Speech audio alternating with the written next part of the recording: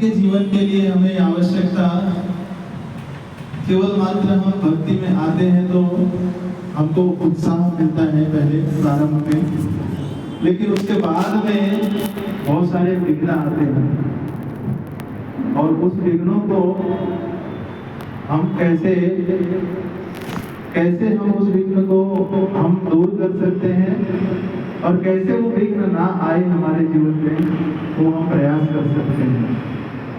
तो आज हम कुछ ऐसे 15 उसके ऊपर विषय हैं जिसमें हम चर्चा करेंगे।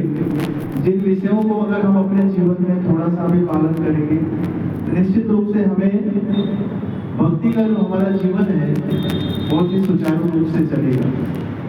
विघ्न आएंगे पर विघ्नों से हमें ज्यादा दुख नहीं आएगा। भगवान कहते हैं कि हमारे भक्तों को जब परिस्थिति ऐसी आती है जीवन में तभी हमें सोचना चाहिए कि भगवान कुछ ना कुछ हमारे प्रारब्ध या हमारी भक्ति की परीक्षा से हमें टेस्ट कर रहे हैं और उसमें हमें विचलित नहीं होना है। भक्ति छोड़ना नहीं है, भक्ति को सदैव हमें सतत जारी रखना है, क्योंकि ये हमारे जीवन का ऐसा हिस्सा है जिसे हम कभी छोड़ नहीं सकते। बच्चा कभी स्कूल से ड्रॉप आउट हो जाता है, कॉलेज से ड्रॉप आउट हो जाता है, तो उसका ऐसा नहीं कि जीवन सफल हो जाएगा। बाद में 4-5 साल 10 साल के बाद जब उसको नौकरी नहीं मिलता तो उसके दिमाग में आता है अच्छा है मुझे कॉलेज स्कूल छोड़ना नहीं चाहिए। वापस फिर से वो कॉलेज स्कूल में आता है और फिर से एडमिशन लेता है। तो ये ही भक्ति हमारे जीवन का एक अटूट हिस्सा है जिसे हम छोड़ ही नहीं सकते। किसी भी परिस्थिति में अगर छोड़ेंगे तो वापस और दुख आने वाला है। तो नहीं छोड़ना है, उसे हमें कंटिन्यू रखना है और विघ्न जब आएंगे उसे हमें सहन भी करना है और ऐसे कुछ विघ्न ना आए उसे लिए हमें प्रयास भी करना है। तो हम आज कुछ ऐसे विषय पर चर्चा करेंगे कि जो विघ्न हम अनजाने या जाने में आते हैं वो कुछ हमारे भी कारणों से भी आते हैं, तो कुछ जो हमारे कारणों से आते हैं उन्हें हम टाल सकते हैं और कुछ दैववश आते हैं जो हमारे बस में नहीं है उसे भगवान पर छोड़ सकते हैं। तो आज हम इन विषयों पर चर्चा कर रहे हैं।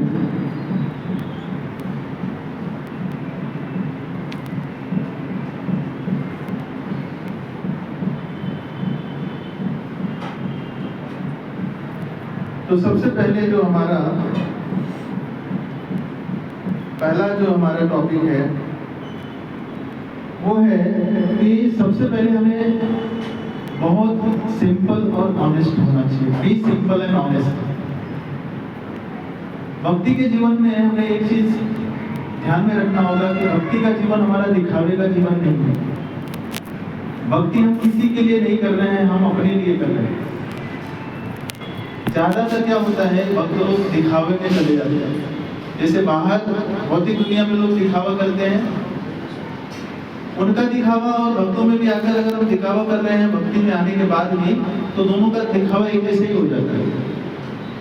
इसीलिए हमें यहाँ पर पहला जो पॉइंट है हमें ध्यान में रखना होगा, बी सिंपल एंड ऑनेस्ट। एकदम सिंपल, इन एंड आउट एकदम क्लियर होना चाहिए। सिंप्लिसिटी कहते हैं ना कि बेस्ट ऑर्नामेंट। सिंप्लिसिटी जिसके जीवन में है, भगवान कहते हैं श्री रामचंद्र क्या कहते हैं कि जिसका हृदय सबसे सरल है, जिसके हृदय में कोई अनर्थ नहीं है, उसी को मैं कहते निर्मल मन जन सो मोहि पावा मोहि कपट छल छिद्र न भावा। जिसके मन में कोई अगर ऐसा भाव है, कपट का है, छल का है या किसी भी प्रकार का ऐसा कोई भाव है, उसको भगवान कभी स्वीकार नहीं करेंगे। भले ही वो चाहे कितना भी बड़ा भक्त बनने का प्रयास करे, भगवान उसको स्वीकार नहीं करेंगे। इसलिए हमें एक पहला जो मुख्य पॉइंट है वो है सिंपल होना है। हमें सिंपल का मतलब क्या है, हमें बनावटी सिंपल नहीं बनना है। जब हम भक्ति में निष्ठा पूर्वक अगर हम भक्ति प्रारंभ करते हैं, ह्यूमिलिटी अपने आप आ जाती है, उसके हमें अलग से प्रयास नहीं करना है।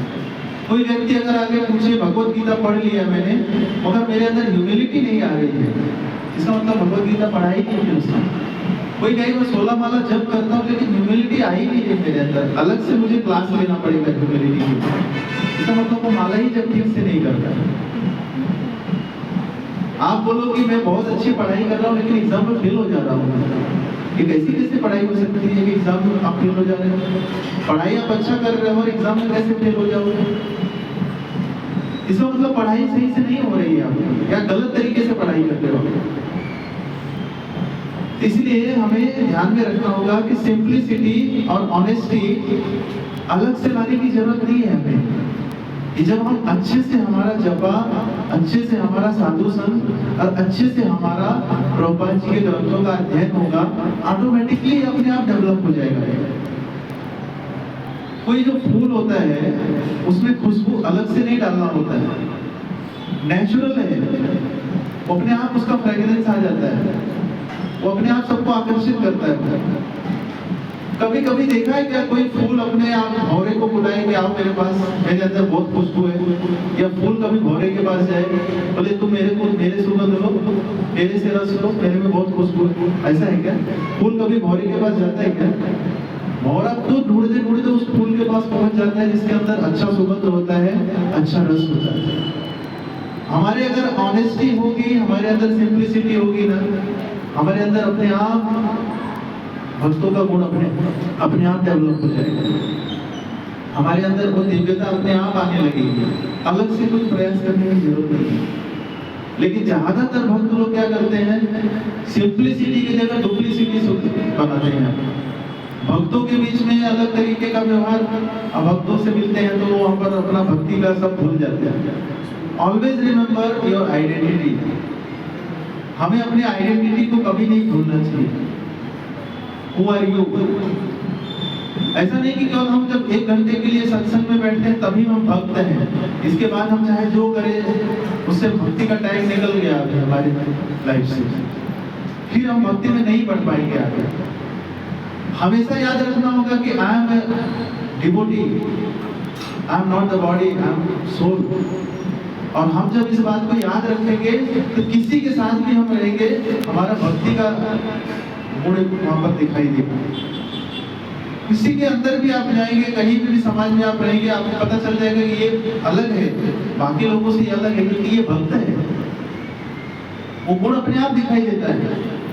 आपने देखा होगा कौओं के बीच में हंस जब बैठता है उसको ढूंढना पड़ता है क्या? कौओं के बीच में हंस को ढूंढना पड़ता है क्या? अगर 1000 कौवे बैठे और एक हंस बैठा है, आप ढूंढोगे क्या उसको? दूर से दिखाई देता है वो, उसका स्वभाव ही अलग है। तो ऐसे ही हमारा स्वभाव ऐसा होना चाहिए कि हम लाख लोगों के बीच में भी रहें तो हमारी आइडेंटिटी समझ में आनी चाहिए कि हम एक भक्त हैं। और वो कब होगा? जब ऑनेस्ट रहेंगे और सिंपल रहेंगे। जब सिंपल होंगे तो हमारा सब चीज अच्छे से होगा, साधना अच्छे से होगी, भक्ति अच्छे से होगा, साधु संग अच्छे से होगा। और सिंपल नहीं रहेंगे, हम लोगों को घुमाते फिराते रहेंगे, जैसे बाहरी लोगों को जैसा व्यवहार होता है, फोन पे झूठ बोलते हैं। कहाँ है अभी? बोरीवली रहेंगे तो झूठ बोलेंगे चर्च गेट में है, नाला सोपारा में रहेंगे तो कहेंगे कि अभी मैं दहानों में हूँ, अभी आ रहा हूँ बस 15 मिनट में, 15 मिनट बोल के 15 घंटा हो गया, अभी फोन स्विच ऑफ कर दिया, आ ही नहीं है। ये ऑनेस्टी नहीं है, फिर डुप्लिसिटी हो जाती है। फिर ऐसे भक्त कभी आगे नहीं बढ़ेंगे जीवन में, फिर उनके जीवन में कठिनाइयां भी आएंगी। इसलिए हमें ऑनेस्ट और सिंपल बनना है। जो कुछ है ईमानदारी से हमें स्वीकार करना चाहिए, ईमानदारी से हमें डील करना चाहिए। तो ये पहला हमारा क्वालिटी होना चाहिए। Always be clear while dealing with others. दूसरे के साथ डील करते हुए, व्यवहार करते हुए क्या होना चाहिए? हमें एकदम स्पष्ट होना चाहिए। खास करके हम जब भक्तों के साथ डील कर रहे हैं तब भी, अभक्तों के साथ डील कर रहे हैं तब भी। ऐसा नहीं, हमें ऐसा कोई व्यवहार नहीं करना चाहिए कि संडे को इधर प्रोग्राम में आना है और किसी बाहर वाले व्यक्ति से कोई मिल गया, बोला कि 12 साढ़े 12 बजे मुझे एक जगह पे चलना है, आपके साथ आ रहे हो क्या? हाँ आ जाऊंगा। अब यहाँ पे भी 12:30 बजे का टाइम दिया है, वहाँ पे भी 12:30 बजे का टाइम दे दिया आपने, वो यहाँ पर बैठे फोन कर रहा, दिमाग में टेंशन है, यार यहाँ से भी सागर प्रभु को कैसे बोलूं, जाना है, और बार बार वो फोन रिंग कर रहा है। ये मतलब आपका माइंड ना तो यहाँ पे प्रेजेंट है और ना तो आप वहाँ जा पा रहे हैं। आपने उधर भी गड़बड़ किया, इधर भी गड़बड़ कर दिया। बेसिकली आप दोनों जगह पे प्रेजेंट नहीं हो, तो इसमें नुकसान किसका हो रहा है? आपका हो रहा है। मेंटली आप यहाँ पे प्रेजेंट नहीं हो, फिजिकली आपको वहां पे जाना था, वहां गए नहीं, तो आप दोनों तरफ से नुकसान कर रहे हैं। ये क्यों हुआ ऐसा? क्योंकि हमारा कम्युनिकेशन क्लियर नहीं हुआ। एक छोटी सी कम्युनिकेशन मिसकॉन्सेप्शन जिसको बोलते हैं, या मिस कम्युनिकेशन जिसको बोलते हैं, उसकी वजह से हमारे लाइफ में इतना प्रॉब्लम आ गया कि हम पूरा डिस्टर्ब है उसकी वजह से। ना माला हो पाएगा ठीक से, ना तो चैंटिंग हो पाएगा, ना तो जपा हो, ना भगवत गीता रीडिंग हो पाएगा, ना तो भक्तों के बीच में बैठे हैं लेकिन दिमाग उधर चल रहा है, तो भक्तों का संग भी नहीं हो पाएगा। ये सब तब होगा जब आप ऑनेस्टी स्वीकार करेंगे और डीलिंग आपका क्लियर होगा। किसी के साथ जब व्यवहार कर रहे हो तो आप ध्यान में रखो कि मेरा आज का शेड्यूल क्या है, मेरा कल का शेड्यूल क्या है, मैं किसी को टाइम दे रहा हूँ तो पहले मुझे चेक करो, तो बोलो कि लेट मी चेक फर्स्ट, मेरे को एक बार चेक करने दो। ऐसे नहीं कि बस इमीडिएट किसी ने पूछा तो आपने कमिटमेंट कर दी, मुझे देखने दो प्रभु जी, या जो भी है मुझे एक बार देख लेने दो, मेरा कल का शेड्यूल क्या है, मैं आपको 5 मिनट के बाद बताता हूँ। फिर उसको बोल दो, क्लियर बोल दो कि मुझे मेरा तो ऑलरेडी शेड्यूल फिक्स हो चुका है, अब मैं नहीं आ सकता। आप क्लियर हो जाओगे ना, आपका लाइफ एकदम क्लियर हो जाएगा। आप अगर कंफ्यूज रहोगे, पूरा लाइफ कंफ्यूज रहेगा। खास करके अभी यही चल रहा है पूरा। मैं देखता हूँ लोग 3-3, 4-4 फोन रखते हैं। बाप रे, एक फोन में हमारा एक फोन मुझे बंद करके रखना पड़ता है, और एक फोन भी मैं जब टाइम पे व्हाट्सएप चेक करता हूँ, ये तो दिन भर कौन उनको व्हाट्सएप पे रिप्लाई देता फिरेगा। और यहाँ पे 3-3, 4-4 फोन के साथ कैसे डील कर रहे हैं लोग। मतलब दिमाग, सोचिए उनका दिमाग पूरी तरह से खराब हो चुका है। They are not in the real world, they are in the virtual world. Real world में है क्या, उनके साथ क्या हो रहा है कुछ पता चल रहा है क्या? स्टेशन आके निकल जाते हैं, बाद में पूछते हैं अंधेरी आया क्या, वो पहुंच गए बांद्रा। उनका दिमाग सही नहीं है, स्टेबल नहीं है। ऐसा क्यों हो रहा है? क्योंकि उनका 10 जगह पे 10 कमिटमेंट करके रखा है। ऐसा हमारी लाइफ में नहीं होना चाहिए। भक्ति में नहीं आगे बढ़ने के लिए ये भी बहुत जरूरी है कि हमारा कमिटमेंट प्रॉपर होना चाहिए, कम्युनिकेशन प्रॉपर होना चाहिए। जो कम्युनिकेशन है उसे क्लियर करो, हाँ या ना में क्लियर करो। ऐसा आधा अधूरे में रखेंगे, हमारा लाइफ पूरा आधा अधूरा रहेगा, भक्ति में आगे नहीं बढ़ पाएंगे। तो दूसरा हमारा क्या होना चाहिए? Always be clear while dealing with others. जब भी किसी के साथ आप डील करते हो, एकदम स्पष्ट बात करो उससे। जो भी है व्यवहार स्पष्ट होना चाहिए। स्पष्ट नहीं होगा, अगर हम घुमाने फिराने वाला काम करेंगे तो हम घूमते फिरते रहेंगे फिर इसी तरह से। Clear? Do not over promise. ये भी हमारा कभी कभी हो जाता है भक्तों में। हम हाँ प्रभु जी, हाँ हाँ, अरे आपने बोल दिया ना प्रभु जी मैं आ जाऊंगा, बस एक बार आपने बोल दिया। अरे पहले आप पहुंच जाओगे नहीं पहुंच जाओगे, पहले आपको बोलने से ऐसा आप ओवर कमिटमेंट मत करो, ओवर प्रॉमिस मत करो। जो काम आपसे नहीं हो सकता, आपकी सेवा ऑलरेडी इतनी है और आपने फिर किसी ने सेवा दे दी, आपने प्रभु जी मैं कर लूंगा, आप कर लोगे? कैसे कर लोगे आप? ओवर कमिटमेंट में क्या होता है? आप ना तो अपनी साधना ठीक से कर पाओगे, ना तो आपका डेली वर्शिप है या जो घर का सेवा है वो नहीं ठीक से कर पाओगे, और उधर की भी सेवा ठीक से नहीं हो पाएगी, आपका हेल्थ भी खराब हो जाएगा। तो ओवर कमिटमेंट भी नहीं करना चाहिए। आप जितना, आपकी हर एक का अपना अलग अलग कैपेसिटी है, एक सबका एक जैसा स्ट्रेंथ नहीं है कि कोई प्रभु जी बहुत ज्यादा सेवा कर रहे हैं तो मैं भी उतना ही सेवा कर सकता हूँ, जरूरी नहीं है। आप यू नो योर स्ट्रेंथ और शॉर्टकमिंग्स प्रॉपर्ली। आपको वो सब पता है, आपके अंदर क्या वीकनेस है क्या स्ट्रेंथ है आपको पता है। तो आप इस बात को स्वीकार करो कि मैं क्या कर सकता हूँ, क्या नहीं कर सकता हूँ, इसे मुझे पता होना चाहिए। और उसके हिसाब से आप किसी को प्रॉमिस करो। जो आप नहीं कर सकते उसको प्रॉमिस मत करो। अगर आप प्रॉमिस कर दोगे फिर आप डिस्टर्ब हो जाओगे। देखो, आपका सब मोटा मोटा मुद्दा क्या है यहाँ पर? आपका भक्ति डिस्टर्ब होगा, बाकी कुछ नहीं। आपका भक्ति डिस्टर्ब होगा, और अगर भक्ति डिस्टर्ब हो गया तो सब डिस्टर्ब हो जाएगा, फिर आप कुछ मैनेज नहीं कर पाओगे। भक्ति से ही सब आपका बैलेंस चल रहा है लाइफ। भक्ति डिस्टर्ब होगा कि सब डिस्टर्ब हो जाएगा। खाने में अगर नमक आपने थोड़ा गड़बड़ कर दिया ना, तो खाने का स्वाद अच्छा मिलेगा आपका। बहुत अच्छा खाना बना, बहुत मसाला, तेल वगैरह, घी वगैरह सब बढ़िया, सब अच्छे से डाला है, पर नमक आपने गड़बड़ कर दिया उसमें। नमक आपने एकदम कम डाल दिया, नहीं तो एकदम ज्यादा डाल दिया, टेस्ट आएगा उसमें? क्यों? आपने बहुत मसाला डाला, बहुत अच्छा घी तेल डाला, टेस्ट क्यों नहीं आएगा? क्योंकि जो टेस्ट देने वाला है उसी को गड़बड़ कर दिया आपने। नमक बराबर मेजरमेंट नहीं किया आपने। तो जो टेस्ट मिलने वाला है हमें, वो हमें चैंटिंग से, रीडिंग से, भक्तों के संग से मिलने वाला, वही गड़बड़ कर दिया मैंने। फिर हम दिन भर ऐसे उलझे रहेंगे, हमारा माइंड बजट रहेगा पूरा। फिर सोचेंगे अभी क्या करूँ, नया कोई सत्संग ज्वाइन कर लूँ क्या, नया कोई टेम्पल ज्वाइन कर लूँ क्या। आप कहीं भी जाओगे, कोई भी सत्संग में जाओगे, कोई भी टेम्पल ज्वाइन करोगे, क्योंकि आपका पीस ऑफ माइंड नहीं है, आपका माइंड स्टेबल नहीं है, और माइंड स्टेबल नहीं है तो आप डिस्टर्ब भी रहने वाले हो। इसीलिए हमें ओवर प्रॉमिस नहीं करना है। जो कमिटमेंट आप करो उसे फुलफिल करो। इसीलिए आपका कमिटमेंट भी उतना ही हो जितना आपकी कैपेसिटी पे हो। क्लियर? तो do not over promise. Avoid emotional decision. कभी भी किसी के इमोशंस में आके डिसीजन नहीं लेना है, चाहे कोई भौतिक वाला हो या कोई भक्त हो। प्रभु जी, मेरा ऐसा ऐसा प्रॉब्लम हो गया है, आप कोई काम कर दो ना मेरा, ऐसा बोल रहा हूँ। आप जानते हो सही है कि गलत है, आप चलो इमोशन बेस पे मत लो डिसीजन, आप एथिकल डिसीजन लो। सही है कि नहीं सही है, पहले ये लेना चाहिए कि नहीं लेना चाहिए मुझे, उसके हिसाब से आप डिसीजन लो। इमोशंस में आके आप डिसीजन लोगे, फंस जाओगे।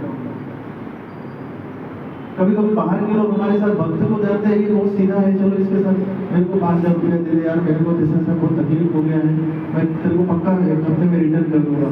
अब आप एकदम इमोशंस हो गए, आपने सोचा कि वो क्या करना है, उसको पता नहीं, उठा के अपने पैसे दे दिए।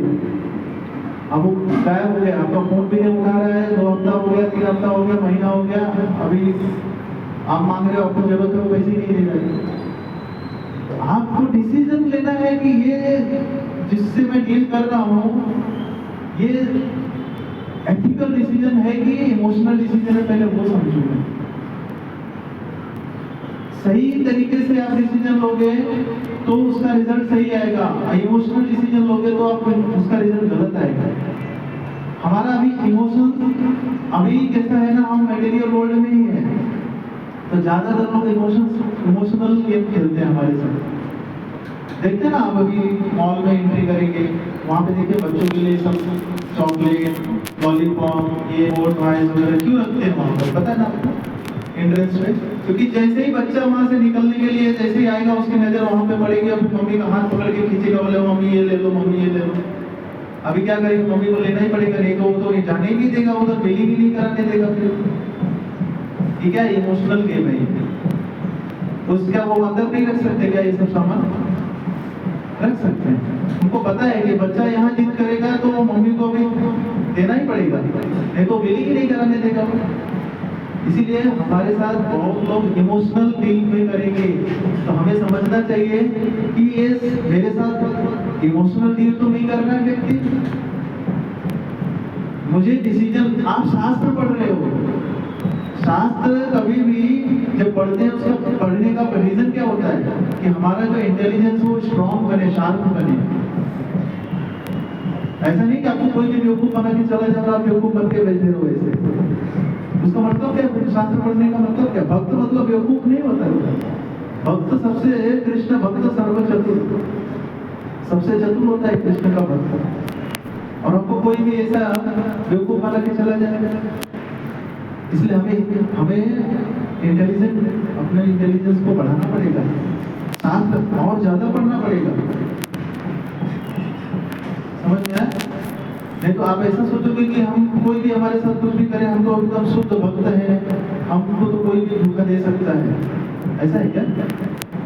नहीं, हमें स्मार्ट इंटेलिजेंस अपना अप्लाई करना पड़ेगा कि मेरे साथ कौन छल कर रहा है, मेरे साथ रियल में कौन मेरे साथ डील कर रहा है।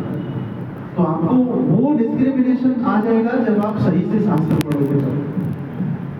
तेषां सततयुक्तानां भजतां प्रीतिपूर्वकं ददामि बुद्धि योगम तम येन मामो गयाति। भगवान कह रहे हैं, ये मैं नहीं कह रहा हूँ। भगवद गीता में भगवान कह रहे हैं कि जब आपको बुद्धि जैसी चाहिए वो मैं बुद्धि दे दूंगा, यदि आप मेरे निरंतर मेरा अगर स्मरण करते हैं, मेरा ध्यान करते हैं। भगवान का तो वही काम है ना। बुद्धि कब आपको कैसे आनी है, कहाँ आनी है, ये बुद्धि आपको भगवान देते हैं। अर्जुन के पास इतनी बुद्धि थी क्या कि कौरवों के सामने लड़ सकते थे? इतना बुद्धि, इतना स्ट्रॉन्ग इंटेलिजेंस था क्या अर्जुन का?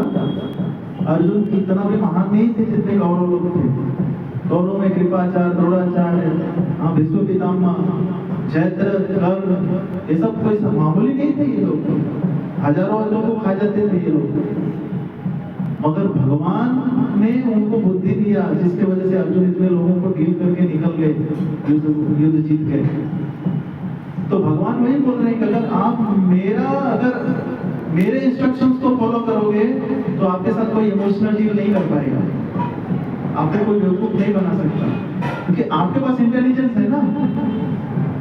अगर आप शास्त्र को पढ़ रहे हो तो आपका इंटेलिजेंस स्ट्रॉन्ग बनेगा, और आपके साथ कौन क्या कर रहा है, सही बोल रहा है कि गलत बोल रहा है, आप तुरंत उसको पकड़ लोगे। शास्त्र बुद्धि से पकड़ोगे उसको। समझ में आया? इसीलिए हमें शास्त्र पढ़ना चाहिए। ऐसा नहीं कि कोई जबरदस्ती बोल रहा है प्रभु जी भगवत गीता पढ़ो, भगवत गीता पढ़ो। अरे उसको क्या मिलने वाला? आप पढ़ोगे तो क्या उसको पैसा मिलेगा क्या? ऐसा है क्या कि आप एक लाइन पढ़ोगे, श्लोक पढ़ोगे तो उसके अकाउंट में 1000 रुपये क्रेडिट हो जाएगा? तो ऐसा इसलिए बोला जाता है कि आपकी बुद्धि तेज होगी, और आपकी बुद्धि तेज होगी तब आप सही और गलत का निर्णय ले सकोगे। Do not carry it away. ये भी एक बहुत बड़ा प्रॉब्लम है हमारे भक्तों के जीवन में कि हम दूसरों का देखकर क्या करते हैं, कैरी अवे हो जाते हैं। वो भक्त ने ऐसा किया तो हम भी ऐसा कर रहे हैं। वो किस स्टेज पे है, हम कौन से स्टेज पे हैं, ये भी देखना चाहिए ना।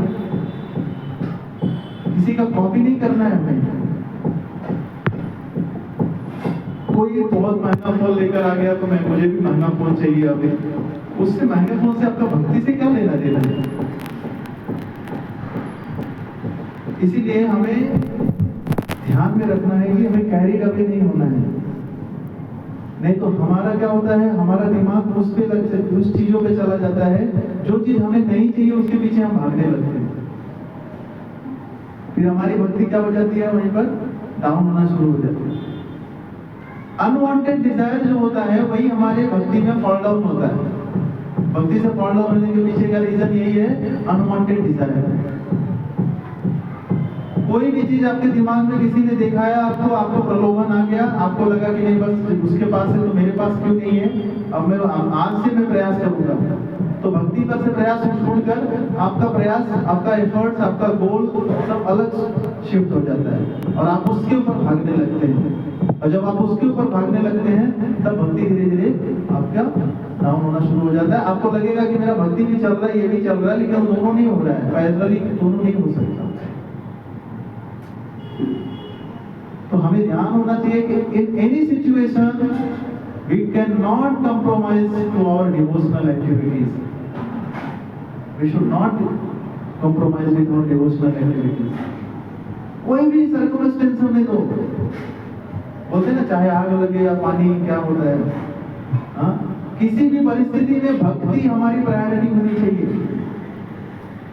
भक्ति को कंप्रोमाइज करके कुछ और एक्टिविटीज में अगर हम जाएंगे और फिर सोचेंगे भक्ति को मैनेज कर लेंगे, बैलेंस कर लेंगे, वहां पर हम अटक जाएंगे, फिर अटक जाएंगे,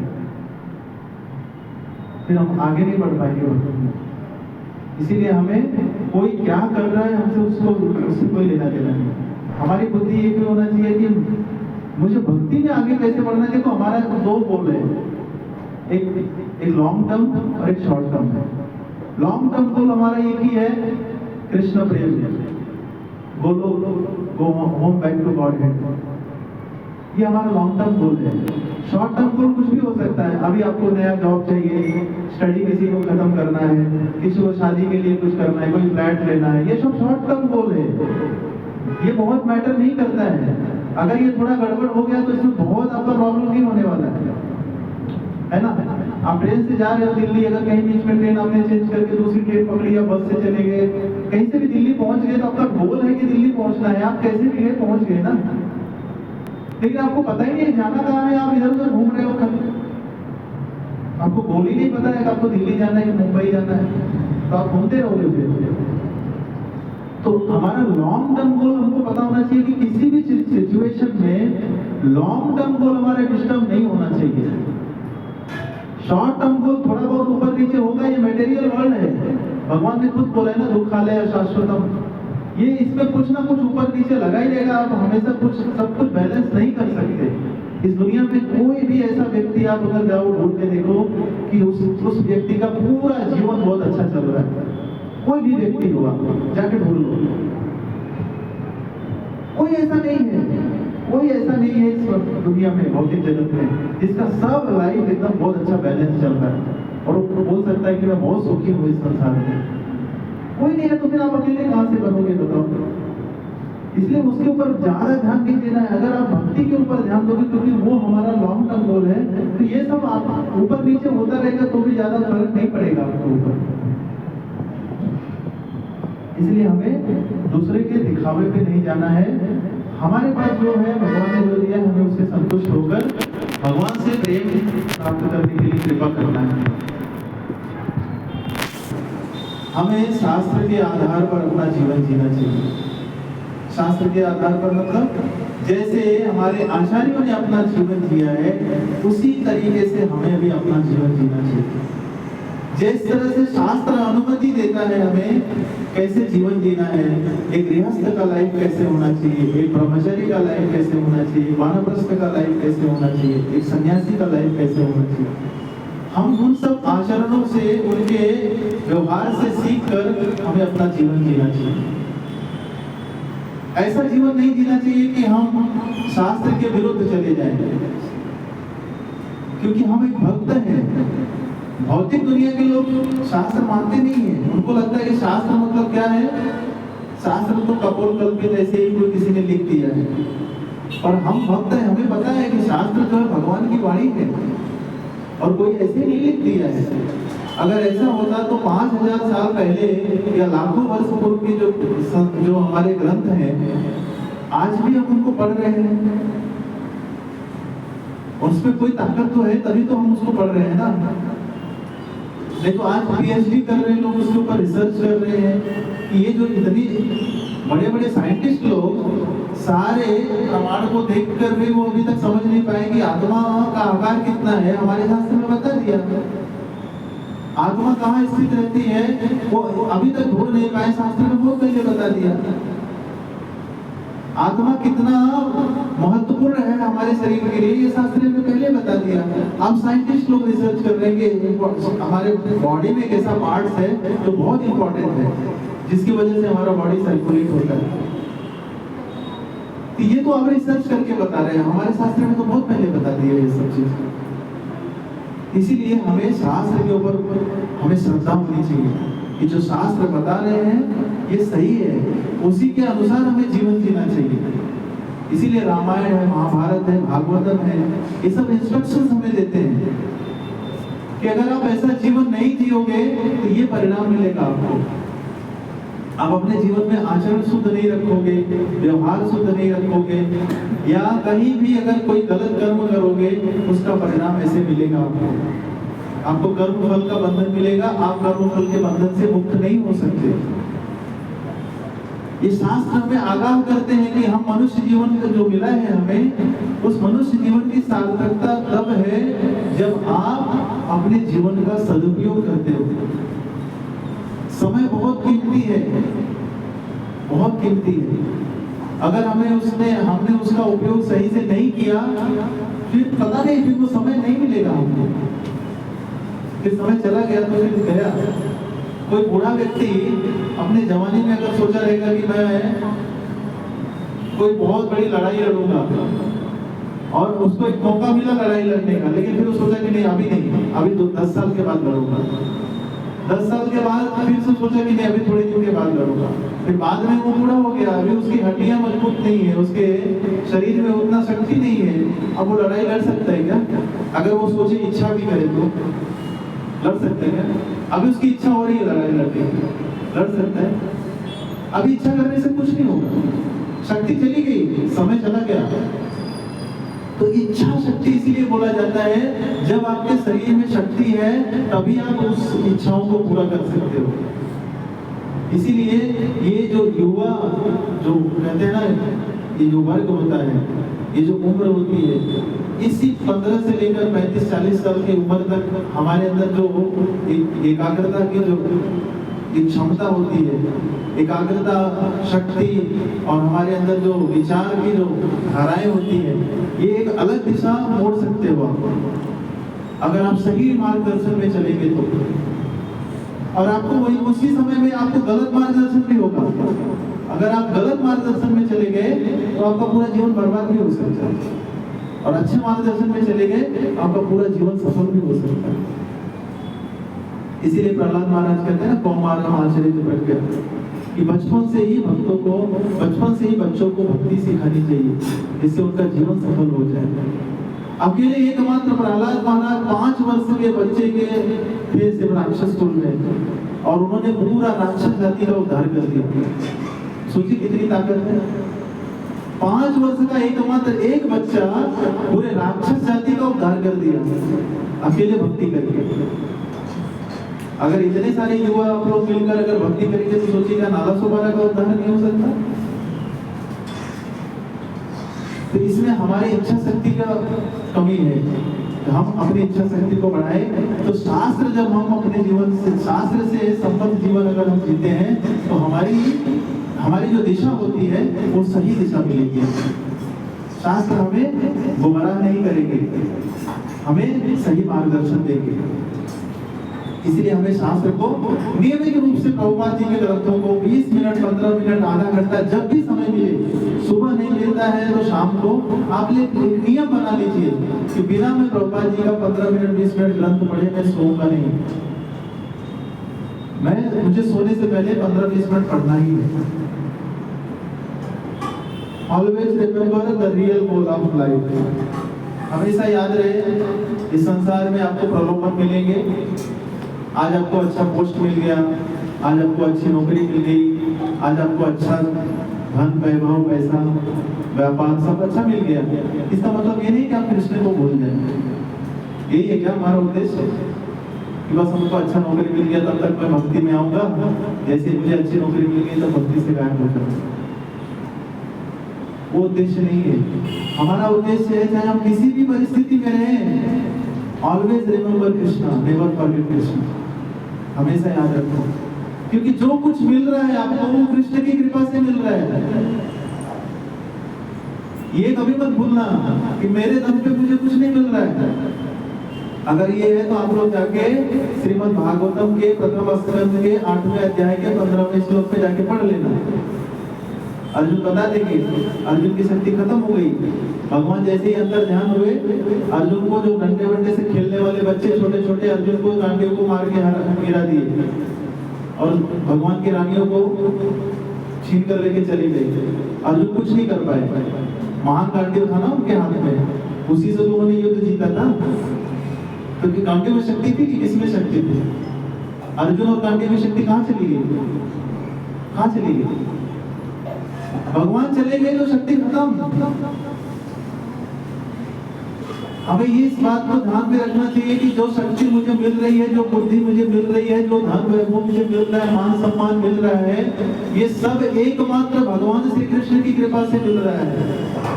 जिस दिन वो चाहेंगे वो सब छीन लेंगे, सब खत्म, कुछ भी नहीं मिलेगा। अर्जुन को इस बात का रियलाइजेशन हो गया कि इतना ताकत मेरे हाथ में था कि मैं जब धनुष लेकर खड़ा होता तो मेरे सामने कोई जल्दी से कोई शत्रु मेरे सामने खड़ा नहीं होता था। लेकिन आज छोटे छोटे बच्चे मुझे मार के डंडे से मुझे हरा के चले गए। अब मुझे समझ में आया कि वो सब शक्ति मेरी कहां चली गई, भगवान चले गए तो मेरी शक्ति भी सब चली गई। तो हमेशा ये ध्यान में रखना है कि always remember the real goal of life. हमेशा याद रहे कि हम चाहे किसी भी सिचुएशन में रहे, हमें अगर हमारा लक्ष्य याद रहेगा हम कभी अपने पद से विचलित नहीं होंगे। हमेशा ध्यान में रहे कि मुझे कृष्ण की सेवा करनी है, भक्तों की सेवा करनी है, वैष्णव की सेवा करनी है। ये कभी भी हम कहीं भी रहें, जरूरी नहीं आज हम सब एक साथ यहाँ पर बैठे हैं, कल कहीं के और अलग अलग जगह पर सब लोग होंगे, मगर लक्ष्य कभी हमारा बदलना नहीं चाहिए। लक्ष्य कभी नहीं बदलना चाहिए। अगर हमारा लक्ष्य बदल गया, कृष्ण प्रेम के अलावा, कृष्ण के अलावा कोई दूसरा लक्ष्य हमने बना लिया, तो निश्चित रूप से हम भटक जाएंगे, और भटक गए तो हमारा जीवन व्यर्थ हो जाएगा।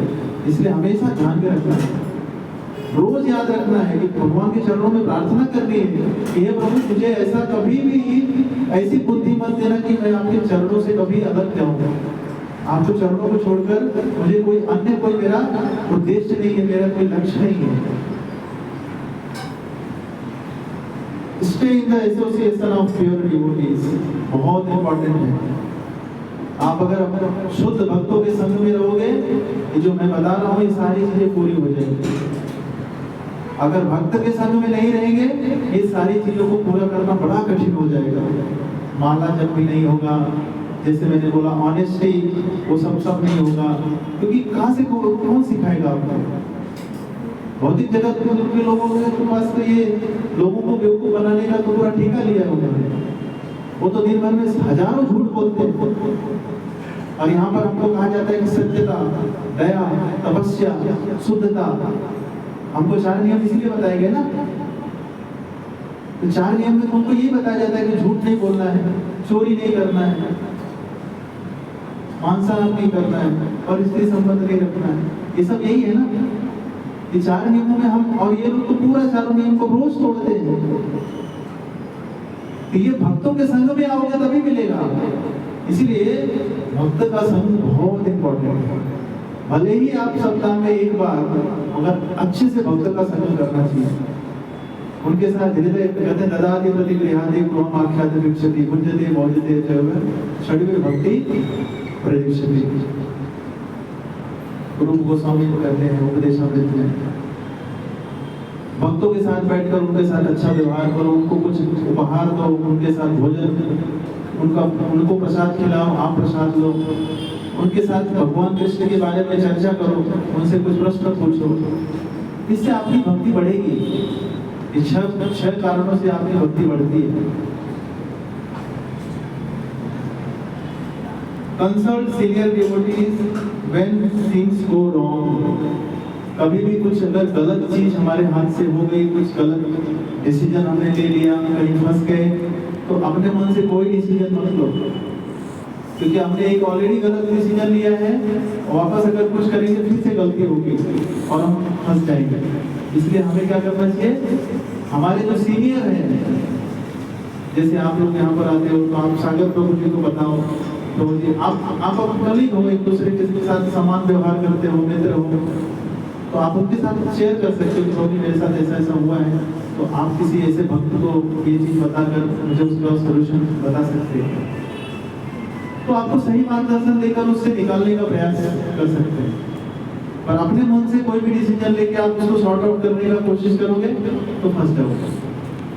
हमारी बुद्धि इतनी तेज नहीं है कि हम खुद प्रॉब्लम क्रिएट करें और खुद ही सॉल्व कर लें, है ना।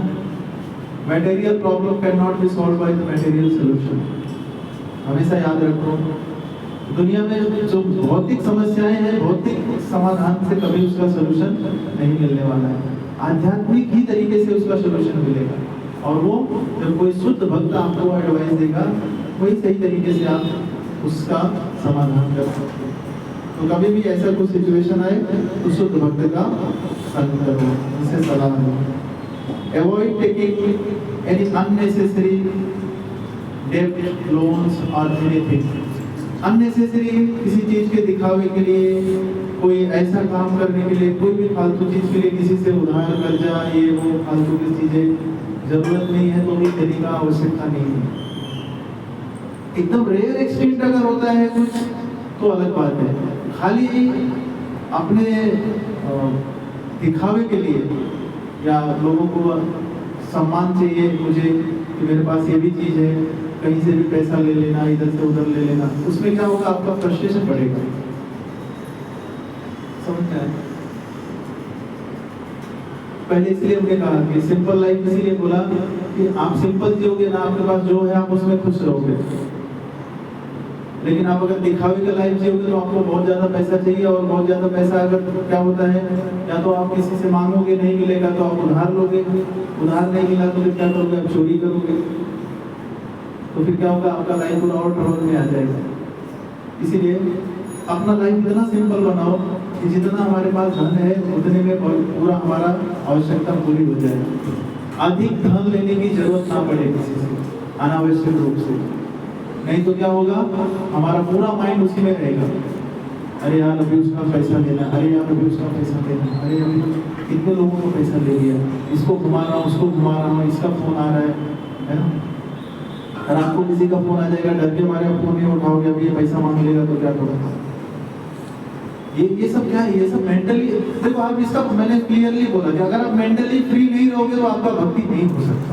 इन शॉर्ट में ये बताना चाह रहा हूँ, क्योंकि भक्ति ऐसा मैकेनिकल टास्क नहीं है कि ऐसा हाथ में माला लिया, हरे कृष्ण कृष्ण कृष्ण हरे राम राम राम हरे हरे कृष्ण कृष्ण हरे राम राम राम, चलो हो गया 16 माला खत्म, आज का कोटा पूरा हो गया, रख देते माला, अब कल देखेंगे इसकी तरफ। मैकेनिकल प्रोसेस नहीं है वो।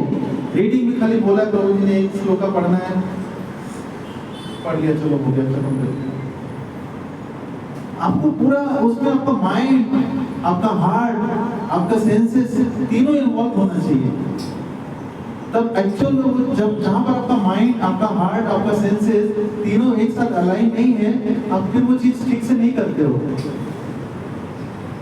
मन यहाँ पर है, आपका इंद्रिया कहीं और पे है, आपका हृदय कहीं और है, अब तीनों एक साथ अलाइन नहीं है तो आप वो चीज को ठीक से नहीं कर पाओगे।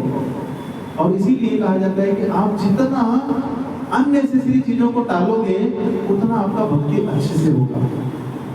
इन सब चीजों को आप अगर फॉलो करोगे तो आप देखो, इसका आप प्रैक्टिस करके देखो, खाली आपको 15-20 दिन में आपका फर्क समझ में आने लगेगा, आपका सब कुछ अच्छे से होगा और अच्छा क्वालिटी, आप लोग अच्छे से कर रहे हो लेकिन और अच्छा क्वालिटी आपका इंप्रूव होगा। ऑलवेज रिस्पेक्ट गुरु, साधु और शास्त्र। हमेशा गुरु है, चाहे कोई भी गुरु है, सब एक बराबर है। गुरु मतलब सब भगवान के प्रतिनिधि हैं, कोई ऐसा नहीं कि उनके गुरु हैं, ये तो मेरे गुरु नहीं है, सब गुरु एक जैसे हैं, सबका सम्मान करना है हमें। साधु कोई भी हो, सबका सम्मान करना है हमें, भले दूसरे संप्रदाय के हैं, हम उनके पास उनको जाकर प्रणाम नहीं कर सकते तो उनको दूर से ही नमस्कार करना है या मन से ही प्रणाम करना है, क्योंकि साधु है, उन्होंने भी अपना जीवन वैराग्य के लिए त्याग किया है। शास्त्र हमें सम्मान करना है, क्योंकि शास्त्र बुद्धि से ही हम अपने जीवन में अच्छा और बुरे का फर्क देखते हैं। तो हमेशा इन तीनों का रिस्पेक्ट करना है, गुरु, साधु और शास्त्र का। अगर इनको हम रिस्पेक्ट करते हैं तो हमारे जीवन में बहुत बदलाव आएगा। आप करके देखिए, ऐसा नहीं भगवत गीता लिया है, ऐसा कहीं पे भी फेंक दिया, उठा के कहीं पे भी रख दिया, फिर पढ़ते पढ़ते उसको सर पे लगा लिया, पैर के नीचे दबा दिया, ऐसा नहीं। शास्त्र है, उसको हम ऐसा नॉर्मल बुक की तरह ट्रीट नहीं करना है, उसे कोई नॉर्मल बुक की तरह ट्रीट नहीं करना, उसको पढ़ना है, पढ़ने के बाद उसको सही यथार्थ स्थान पे रखना है और उसको प्रणाम करना, पढ़ने से पहले उसको प्रणाम करना चाहिए, क्योंकि शास्त्र हमको इतनी आसानी से समझ में नहीं आएंगे। भगवान से प्रार्थना करेंगे, प्रभुपाद जी से प्रार्थना करेंगे, फिर पढ़ेंगे तो धीरे धीरे वो हमें अपने आप समझ में आने लगेंगे, तभी रिवील करते हैं। इसलिए हमें साधु, शास्त्र और गुरु का हमें सम्मान करना है। Be humble and patient. हमें कोई भी ऐसी गलत सिचुएशन, कोई परिस्थिति ऐसी आ जाती है हमारे जीवन में, तो हमें ये चीज ध्यान में रखना है कि हमें थोड़ा सा विनम्र बनना है, क्योंकि भगवान देख रहे हैं हमारे अंदर का और बाहर का सब भगवान को पता है। हम सही कितने हैं, सही कितने गलत हैं, सब भगवान जानते हैं। फिर भी भगवान हमारी सुरक्षा करते हैं। फिर भी भगवान, सोचो ना, हम गलत होते हुए भी, सही होते हुए भी कितना सही कितना गलत है हमको पता नहीं है, भगवान को सब पता है। फिर भी भगवान हमारा सपोर्ट करते हैं। बाकी कोई हमारा इस संसार में अगर हम किसी के साथ रहे, कोई हमारा साथ देगा नहीं देगा, भगवान हमेशा हमारा साथ देते हैं। आप कभी देख लेना, आप एनालिसिस कर लेना, आपके अंदर हमारे अंदर कितनी बुराइयां हैं, फिर भी भगवान हमेशा सपोर्ट करते हैं। तो हमेशा ये ध्यान में रखना चाहिए कि कोई भी सिचुएशन अगर हमारे जीवन में अगर परिस्थिति अच्छी नहीं है तो हमें धैर्य रखना है और विनम्र बनना है। हमारी साधना और बढ़ानी है, भक्तों का संग और बढ़ाना है, हमारा जप और बढ़ाना है, फिर चीजें सॉल्व हो जाएंगी, सॉर्ट आउट हो जाएगा। और समय भी ऐसा होता है कि भगवान कहते हैं कुछ काल क्रम के लिए विपरीत परिस्थितियां आ जाती हैं। तो ऐसा नहीं कि हमेशा के लिए विपरीत परिस्थिति रहेगी। उस परिस्थिति में भी हमें क्या होना चाहिए, कहते हैं ना कि मात्र स्पर्शातु कौन्तेय, बुद्धिमान व्यक्ति कभी भी विचलित नहीं होता है। कोई भी परिस्थिति आए, अगर उसमें व्यक्ति भगवान का भजन साधन नहीं छोड़ता है तो भगवान वही देखते हैं। इतनी परिस्थिति में भी व्यक्ति हमारा साथ नहीं छोड़ रहा है तो भगवान क्या हमारा साथ छोड़ देंगे? नहीं। हम भले ही भगवान का साथ छोड़ दें, कोई भी बुरी अच्छी परिस्थिति होगी, भगवान हमारा फिर भी नहीं साथ छोड़ते। तो भगवान ऐसे हैं कि हम अगर उसमें भी विनम्र बन रहे हैं, किसी को दोष नहीं दे रहे हैं, हम भगवान का भजन कर रहे हैं, संतों का संग कर रहे हैं, तो भगवान निश्चित रूप से उस परिस्थिति से हमें निकालेंगे। Respect others and avoid seeking personal credit. हमेशा ये सोचना चाहिए कि हमें दूसरों का सम्मान देना है। दूसरा कोई सम्मान दे या ना दे, हमारे अमान्य देना कीर्तनीय सदा है। चैतन्य महाप्रभु शिक्षा अष्टकों में कहते हैं दूसरे को सम्मान देना है। हमें कोई सम्मान दे या ना दे उससे कोई फर्क नहीं पड़ना चाहिए। अरे इसने मुझे हरे कृष्णा नहीं बोला, प्रणाम नहीं किया, मैं तो उसको रोज हरे कृष्णा बोलता हूँ, प्रणाम करता हूँ। आप कीजिए। आपका जो आप जो कर रहे हैं ना, भगवान आपका देख रहे हैं। सामने वाला आपके साथ क्या कर रहा है वो भी भगवान देख रहे हैं। उसको उसका परिणाम भी मिलेगा और आपका आपका परिणाम मिलेगा। हर एक का अलग अलग ये है। तो हमें उससे नहीं डिस्टर्ब होना चाहिए कि कोई मुझे सम्मान दे रहा है नहीं दे रहा है। हमें दूसरों का हमेशा सम्मान करना चाहिए। हमारे साथ वाले भी हैं, हमसे सीनियर हैं, हमसे छोटे हैं, सबको सम्मान देना है। क्योंकि सम्मान देंगे तो ही प्रेम। लेकिन देखो अल्टीमेटली क्या है, जब तक आपके हृदय में प्रेम की भावना जागृत नहीं होगी, भगवान आपको मिलने वाले नहीं है, भगवान का प्रेम आपको मिलने वाला नहीं है। We have to cultivate the love for Krishna and for everyone also. ये प्रेम हमारे हृदय से सबके लिए जब वो निकलेगा तो भगवान का प्रेम का हृदय इतना है कि वो पिघल जाएगा और भगवान खुद फिर हमारे लिए तैयार हो जाएंगे। और हम अगर किसी से ईर्ष्या करेंगे, द्वेष करेंगे और सोचेंगे कि केवल भगवान से प्रेम करेंगे तो भगवान प्रसन्न नहीं होंगे। तो हमें हर एक के लिए प्रेम देना है और प्रेम की ही जरूरत है। आप देखिए संसार में कोई व्यक्ति आपसे कितना भी बुरा व्यवहार करे, अगर आप उसके साथ प्रेम से व्यवहार करेंगे तो निश्चित रूप से एक ना एक दिन वो पिघल ही जाएगा। ऐसे एक व्यक्ति था, उसका बॉस जो था बहुत खड़ूस था। रोज उसके साथ कुछ ना कुछ गलती कमी कुछ ना कुछ निकालता था। तो एक दिन वो नौकरी छोड़ने का निश्चय किया कि आज मैं नौकरी छोड़ दूंगा, बस अभी बहुत हो गया। तो जब उसने अपने एक मित्र से कहा कि मित्र अभी मैं बहुत हो गया, रोज का हो गया, अभी मैं अभी नौकरी छोड़ देता हूँ। उसने उस मित्र ने कहा कि देखो एक बार और ट्राई करो, मैं कुछ आइडिया देता हूँ, 1 महीने तक ना मैं एक छोटा सा जहर देता हूँ तुमको।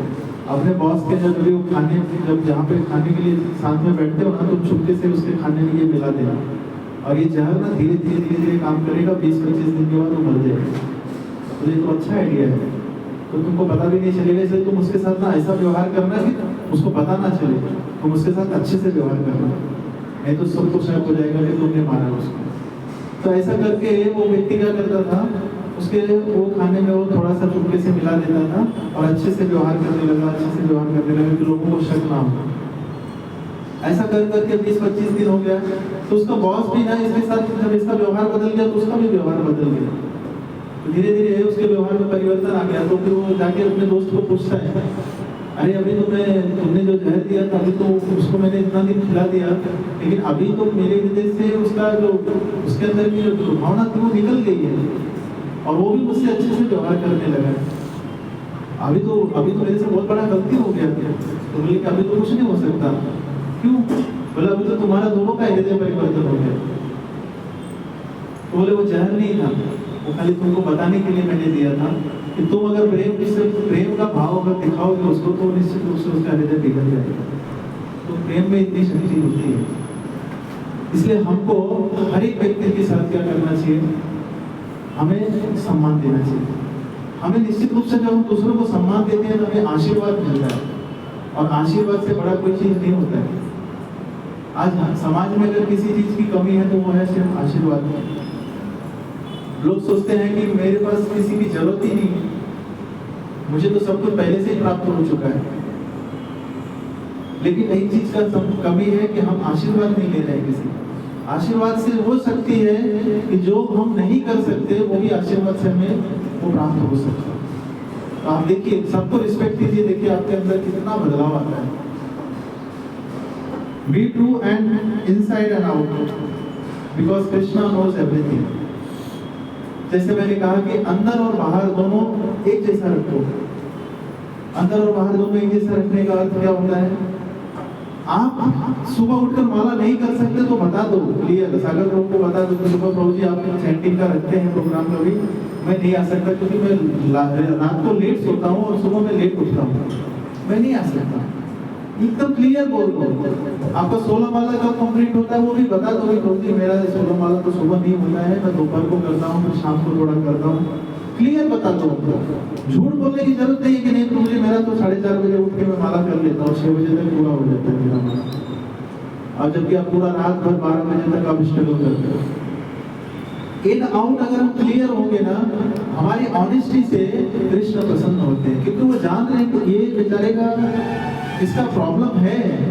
अपने प्रॉब्लम के साथ में भी रह के भी वो भक्ति में आगे बढ़ रहा है। हमारे प्रॉब्लम्स के साथ में भी अगर हम भक्ति में आगे बढ़ रहे हैं तो कृष्ण ये खुश नहीं होंगे, प्रसन्न नहीं होंगे। हमारा अगर कोई एम्प्लॉय अगर बीमार हो जाता है 1 दिन के लिए और फिर भी अगर उसको मैं कहता हूँ कि कल आप ऑफिस आओगे क्या, फिर भी बोलता है कि हाँ मैं आ जाऊँगा, हफ्ते के लिए आ जाऊँगा, बहुत इंपॉर्टेंट काम है। तो आप खुश नहीं हो जाते हो? इतना बीमार भी है फिर भी अगर मैं बुलाया तो आधे दिन के लिए वो फिर भी आ रहा है कि नहीं? और कभी कभी तो कोई बीमार होता है और हम एक्सपेक्ट भी नहीं करते तो आएगा, लेकिन फिर भी आ जाता है। तो आप सोचो कितना खुश हो जाते हो, अरे ये तो कल बीमार लग रहा था लेकिन आज फिर भी आ गया ऑफिस। तो क्या भगवान हमारे इस प्रॉब्लम के साथ में रह के भी अगर हम भक्ति कर रहे हैं तो भगवान प्रसन्न नहीं होंगे?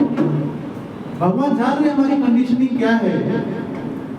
हम पूरे तरह से इस मटेरियल वर्ल्ड में हमारी स्थिति बहुत झगड़ी हुई है, उसके बावजूद भी भक्ति करने का प्रयास कर रहे हैं तो भगवान उससे भी खुश हो जाते हैं। उसका कारण मैं बताऊं, जैसे कोई कभी गणपति का सीजन था, श्रावण का सीजन था, लोगों ने क्या किया?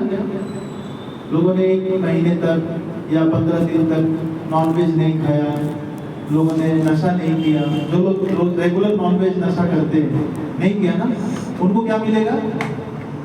पुण्य मिलेगा कि नहीं मिलेगा? कुछ पुण्य मिलेगा ना। लेकिन अगर कोई ब्राह्मण अपने जीवन में कभी नशा के नहीं किया, कोई मांसाहार नहीं किया, अगर उसने एक बार भी खा लिया तो उसको क्या मिलेगा? पाप मिलेगा कि नहीं मिलेगा? तो जितना उसको पुण्य मिलेगा उससे ज्यादा उस ब्राह्मण को पाप मिलेगा।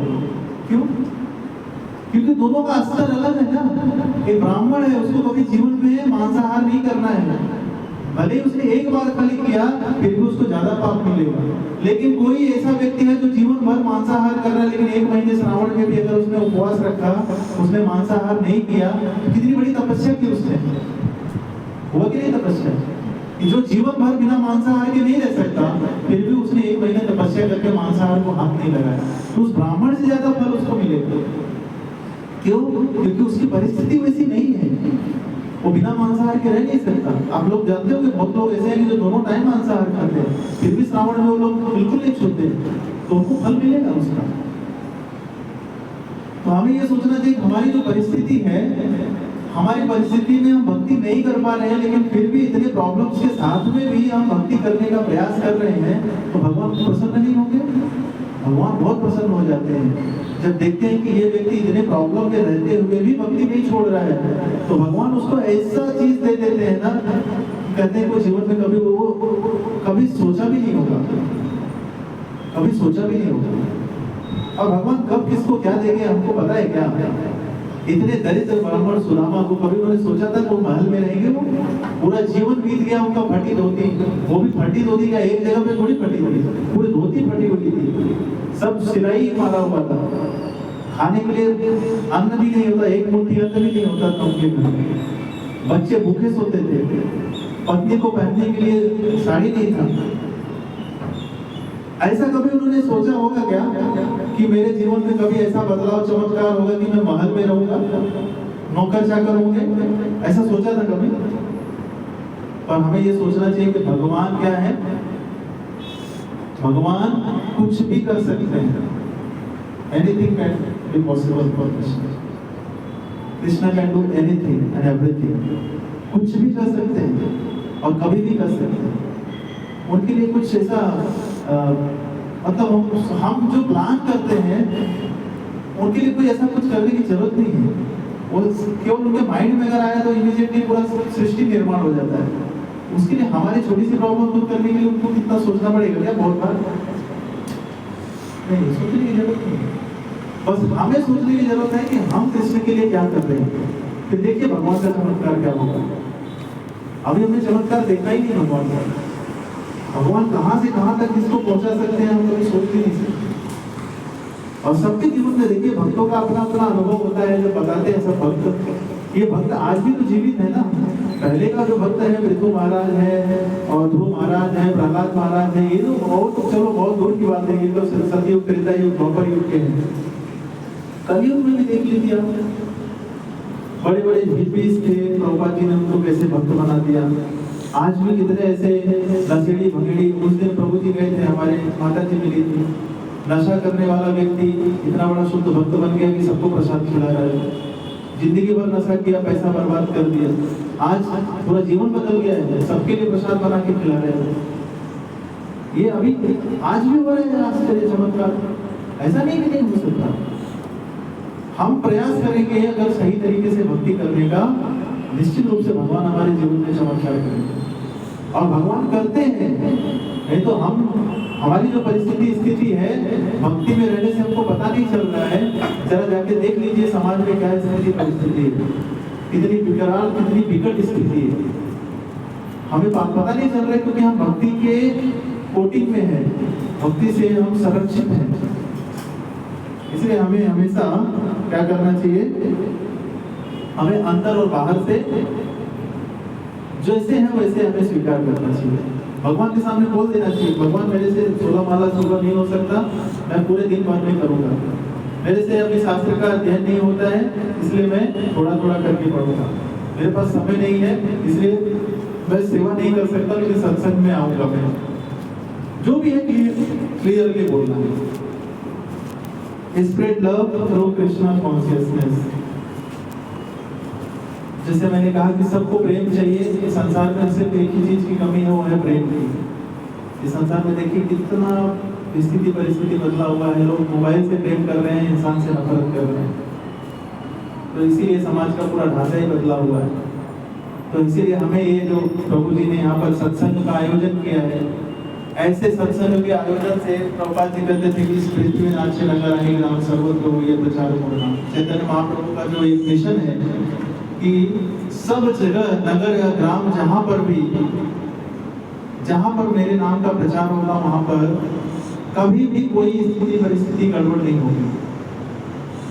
ऐसा लगेगा, लेकिन भगवान क्या चाहते हैं हमसे, भगवान की क्या लीला है, हमको नहीं समझ में आएगा। इसलिए हमारा एक कर्तव्य है कि इस कृष्ण प्रेम को, जो प्रेम हम प्राप्त कर रहे हैं, उस प्रेम को हम दूसरों तक कैसे पहुंचाएं। वास्तव में सबको जरूरत है, इसीलिए सबको जरूरत है। सब लोग इसी के लिए भटक रहे हैं यहाँ वहां पर, लेकिन वो असली चीज मिल नहीं रही है उनको। असली चीज उनको मिलाने के लिए हम आप जैसे लोग प्रयास करेंगे, भक्तों को जोड़ेंगे।